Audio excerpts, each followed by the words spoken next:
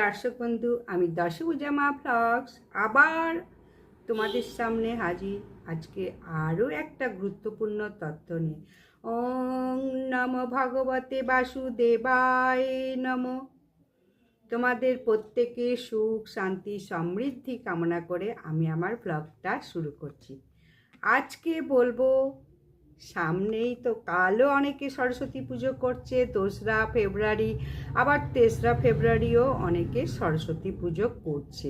তোমরা কে কবে সরস্বতী পুজো করছো অবশ্যই আমাকে জানাও কমেন্ট করে, এবং কেমন মজা লাগছে সরস্বতী পুজো করে, কীরকম আনন্দ পাচ্ছ, ঘুড়ি ওড়াচ্ছ কি ওড়াচ্ছ না, সমস্তটা আমাকে কমেন্ট করে জানিও। তাহলে আজকে আমি শুরু করছি। সরস্বতী পুজোর দিন ভুলেও খাবে না কয়েকটা সবজি, তাহলে কিন্তু সংসারের চরম বিপর্যয় নেমে আসতে পারে। তাই এই নিয়মগুলো মানলে প্রত্যেকের ভালো। আর কি কি জিনিস সরস্বতী পুজোর দিন কিনে আনলে অতি শুভ, সারা বছর বিদ্যা বুদ্ধি অর্থ যশ খ্যাতি মান সম্মানে পরিপূর্ণ হবে সংসার। তাহলে আমি এখন শুরু করছি। সরস্বতী পুজোর দিন ভুলেও কিন্তু মুখে তুলো না এই কয়েকটি খাবার, সারা বছর রোগ জ্বালা যন্ত্রণায় ভুগতে হবে। রোগের জন্য তো প্রচুর অর্থ নষ্ট হতে পারে, এর জন্যে সন্তান, তারপরে আত্মীয় স্বজন সকলের প্রচুর ক্ষতি হবে। তাহলে প্রত্যেককে আমি আবারও আমার চ্যানেলে স্বাগত জানাই। প্রত্যেকে বলবো খুব ভালো থাকো, সুস্থ থাকো। গুরুত্বপূর্ণ আমি একটা প্রসঙ্গ নিয়ে আলোচনা করছি। সামনেই সরস্বতী পুজো আসতে চলেছে হাতে, আর মাত্র একটা দিন কি দুটো দিন, মাঘ মাসে শুক্ল পঞ্চমী তিথিতে বসন্ত পঞ্চমী পালন করা হয়। এই দিনটিকে শ্রী পঞ্চমীও বলে, বসন্ত পঞ্চমী বলে, সরস্বতী পঞ্চমী বলে। এই বিশেষ দিনকে আমরা বাগদেবীর আরাধনায় মত্ত থাকি, ব্যস্ত থাকি। এর সঙ্গে সঙ্গে বিভিন্ন শিক্ষা প্রতিষ্ঠানে মহা সমারোহে মা সরস্বতী দেবীর পূজা অর্চনা হয়ে থাকে। বিশেষ দিনটিকে মা সরস্বতীকে পূজা করলে বাগদেবীর আশীর্বাদ অবশ্যই পাবে। তার সাথে সাথে কিন্তু কিছু নিয়মগুলো মানতে হয়। এর মধ্যে প্রথম বলবো খাবারের নিয়ম বিধি। আমাদের সনাতন ধর্মের শাস্ত্র অনুসারে বিভিন্ন তিথিতে বিভিন্ন জিনিস খাদ্য গ্রহণের বিধিনিষেধ আছে, যদিও আজকালকার দিনে এগুলো মানুষ মানতে চায় না। যারা মানে না তাদের বিশাল ক্ষতি হয়, কিন্তু সেটা তারা বুঝতে পারে না। যাই হোক, যারা মানছো তারা খুব সুন্দর সুষ্ঠু জীবন ধারণ করছো, এটা মানতেই হবে। অনেকেই জানে না যে কোন খাবারগুলো নিষেধ, তাই প্রত্যেককে আমি আমার ভিডিওর মারফত আমি জানানোর চেষ্টা করি এগুলো গ্রহণ না করলে শরীর স্বাস্থ্য ভালো থাকবে। শরীর স্বাস্থ্য ভালো হলে জীবনে প্রচুর অর্থ ব্যয়ের হাত থেকেও আমরা মুক্তি পেতে পারি। স্বাস্থ্যই সম্পদ, সকলেই জানো। সরস্বতী পুজোর দিন এই কয়েকটি খাবার ভুলেও মুখে তুলবে না, তাহলে পরিবারের মঙ্গল হবে। পরিবারের মঙ্গলের জন্য এটুকু কাজ তো প্রত্যেকেরই করা উচিত যদি জানা থাকে। তাহলে মূল পর্বে যাওয়ার আগে একটাই অনুরোধ, ভিডিওটা শেষ পর্যন্ত দেখো, এবং যদি ভালো লাগে অবশ্যই একটা লাইক করে কমেন্টসে লেখো জয় মা সরস্বতী দেবীর জয়। ভিডিওটা বেশি বেশি করে শেয়ার করো আত্মীয় স্বজন বন্ধু বান্ধব সকলের কাছে, যাতে তারাও উপকৃত হয়।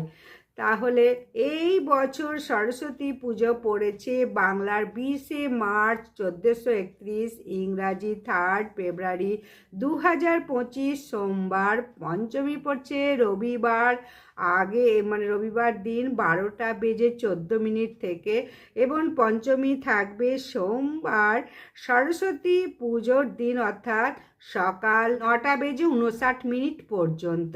তাই প্রত্যেকে সকাল সকাল উঠে পুষ্পাঞ্জলি দেওয়ার চেষ্টা করো। শ্রী পঞ্চমী তিথিতে ভুলেও এই সবজিগুলো কিন্তু মুখে তুলো না। এইগুলো আমি এখন অবশ্যই বলবো, মানো বা না মানো সে যে যার নিজের ব্যাপার। প্রথমেই বললাম, মানলে খুবই ভালো, সংসারের মঙ্গল, আর না মানলে অমঙ্গল। তাহলে প্রথম বলবো, মূলো ভুলেও খেও না। মাঘ মাসে মূলো খেলে বংশ নষ্ট হয়, এমন সংস্কারের পিছনে নিশ্চয়ই কিছু ব্যাখ্যা রয়েছে। দেখা যায় মাঘ মাসে মূলো খেলে একরকম সূক্ষ্ম জীবাণু থাকে, যা মানুষের সুস্থ স্বাভাবিক জীবনে বাধা সৃষ্টি করে, সন্তান ধারণের ক্ষতি করে। তাই মূলো খেলে ক্ষতি হবে। ভবিষ্যতের কথা ভেবে, বাচ্চার কথা ভেবে মাঘ মাসে মূলোটা ভুলেই খেও না, এই শাস্ত্র বলছে। আর এ সময় মূলো খেলে সহজে হজমও হয় না, কারণ মূলোটা একটু বার হয়ে যায়। তাই মাঘ মাসে মূলো খাওয়া বিশেষভাবে নিষিদ্ধ। ভুলেও মূলো মুখে তুলবে না। এর ফলে জীবনে নানান রকম রোগও হতে পারে, দোষও লাগতে পারে, নানান রকম গ্রহ দোষও হতে পারে। সরস্বতী পুজোর দিন ভুলেও কিন্তু এই মূলো খেও না। মূলো পৌষ মাসে মা কালীকে দিয়ে দাও, দেওয়ার পরে পুরো বাসনপত্র সমস্ত মেজে নাও, আর সারা মাঘ মাস যেন ভুলেও মূলো খাবে না। এরপর বলবো, লাউ ভুলেও কিন্তু মাঘ মাসে খেও না। এই লাউ হচ্ছে ঠান্ডা জাতীয় জিনিস, আর এটা শীতকাল। লাউ খেলে কফ জাতীয় সর্দি কাশি লেগে থাকে। মাঘ মাসে শুক্লা পঞ্চমী তিথিতে ভুলেও কিন্তু লাউ খাবে না। লাউ খেলে শরীরে ক্ষতি হবে, নানান রকম রোগে ভুগতে হবে, এতে অর্থ হানি হতে পারে। এরপর বলবো, বেল। বিভিন্ন তিথি অনুযায়ী বিভিন্ন খাদ্য গ্রহণের বিধি নিষেধ আছে, যেগুলো সকলের মেনে চলা উচিত। প্রতিপদ তিথিতে যেমন চাল কুমড়ো, তৃতীয়াতে পটল, চতুর্থে মূলো, পঞ্চমীতে বেল, এগুলো ভুলেও খেতে নেই। তাই পঞ্চমীতে বেল ভুলেও মুখে তুলবে না। আর সরস্বতীর তো পুজো হয় মাঘ মাসে পঞ্চমী তিথিতে, বেল ভুলেও খাবে না, এগুলো শাস্ত্রে লেখা আছে। এরপর বলবো 4 নম্বর, শ্রী পঞ্চমীতে ভুলেও মুখে তুলবে না করলা, উচ্ছে বা নিমপাতা, কোনো তেতো জাতীয় জিনিস। এই বিশেষ তিথিতে মুখ কোনো রকমভাবে তেতো করবে না, জীবে সরস্বতীর বাস। তাই ভুলেও এই শুভ দিনে তেতো জাতীয় কোনো জিনিস খেও না। শাস্ত্রগত বিধান আছে, মাঘ মাসে করলাতে নানা রকম পোকামাকড়ও তৈরি হয়, এতে স্বাস্থ্যের জন্য ক্ষতিকর। তাই ভুলেও সরস্বতী পুজোর দিন কোনো রকম তেতো জাতীয় জিনিস খাবে না। এরপর বলবো, মিষ্টি সারাদিন উপবাস রেখে পূজা অঞ্জলি দেওয়ার পর মাঘ মাসে মা সরস্বতীর প্রসাদ হিসাবে সাদা বা হলুদ রঙের মিষ্টি জাতীয় জিনিসকে উপবাস ভঙ্গ করো। তারপর ফল, তারপরে মা সরস্বতী ভোগের হলুদ রঙের খিচুড়ি মা সরস্বতী ভীষণ পছন্দ করেন, খিচুড়ি ভোগ গ্রহণ করো। এরপর বলবো, ভুলেও মুখে তুলবে না কলা গাছের থোড়। তাই কলা সমস্ত গাছের পুজোয় লাগে, কলাতে পুজোয় লাগে, কলা গাছও বিভিন্ন পুজোতে লাগে, দরজার সামনে কলা গাছ রাখা হয়। সরস্বতী পুজোর শুরুতে সবার আগে যে দেবতার পুজো করা হয়, গণেশ চতুর্থী, আগের দিনকেই গণেশ চতুর্থীর পুজো। তাই নবপত্রিকাকে পূজা করা হয় কলা গাছকে কলা বধূ রূপে। তাই কলা গাছের কাণ্ড ভুলেও খাওয়া উচিত নয়। কলা গাছের কাণ্ড পুণ্যতিথিতে যে কোনো পুজো আর্চনার দিন কলা গাছের থোড় ভুলেও খাবে না। কলা গাছ পুজো করা হয়।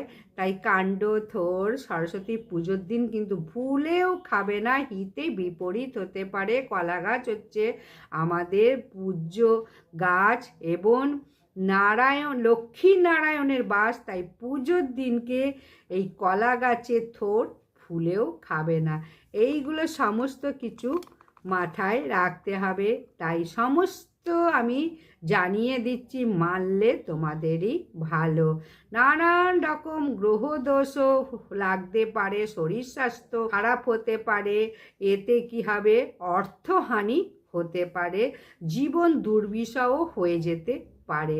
তাই ভুলেও কিন্তু থোঁড় মুখে তুলবে না। এরপর আরও যেসব জিনিসগুলো ভুলেও মুখে তুলবে না, তামাক বা কোনো রকম নেশা জাতীয় জিনিস সরস্বতী পুজোর দিন মুখে তুলবে না। পোড়া কোনো জিনিস কিন্তু মুখেও তুলবে না, বেগুন পোড়া, তারপরে নানান রকম জিনিস পুড়িয়ে খাওয়া হয়। অনেকে বলবে যে আমাদের মাছ খাওয়ার একটা নিয়ম আছে, সে নিয়ম থাকলে নিয়ম পালন করতেই হবে, কিন্তু সাত্ত্বিক আহার গ্রহণ করো সরস্বতী পুজোর দিনকে।